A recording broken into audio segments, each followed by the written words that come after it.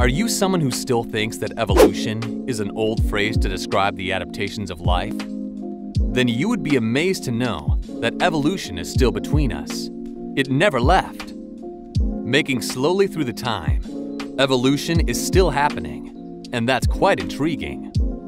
If you are thinking how, then this is Earthy Perks with a new episode to reveal that we humans are still evolving and taking forms that best fit with the environment. If you believe that the survival of humans is just because of modern medication and all credit goes to it, then probably you are underestimating the phenomena of evolution.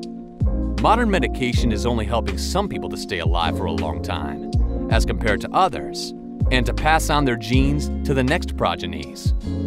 But deep down, human DNA is still in the process of evolution. Day by day, bit by bit, it is changing and adapting. And guess what? It is happening at a faster pace than ever. Being described as something like a slow process of change in DNA, evolution is always considered as a gradual event, happening over generations. The primary key behind it is natural selection. It is a phenomenon in which a specific genetic change helps in the survival of a living organism.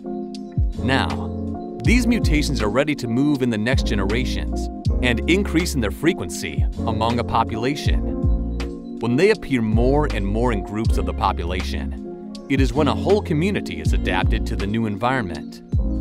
If we look at the recent global DNA studies, we can quickly figure out that natural selection is still on work. Although modern medication has helped to escape death because of many deadly diseases, yet the areas where people lack the facilities are still living and evolving. It is the natural selection that is supporting them. The ones who survive any deadly viral or bacterial outbreak, they pass on that resistance to their offspring via genetic mutations. Quoting examples include Lassa fever, malaria, and flu.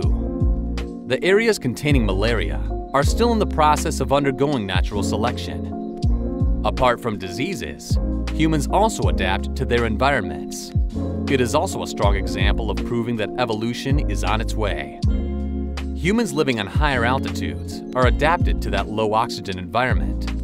Typical examples are the population of Tibet, Ethiopia, and Andes. The genetic mutations occurring among the Tibet population are the fastest ones occurring over the last 3,000 years. Diet is another factor that supports justification. The population of Inuit has some unusual genetic mutations that help them to survive on the fat-rich diet of Arctic mammals.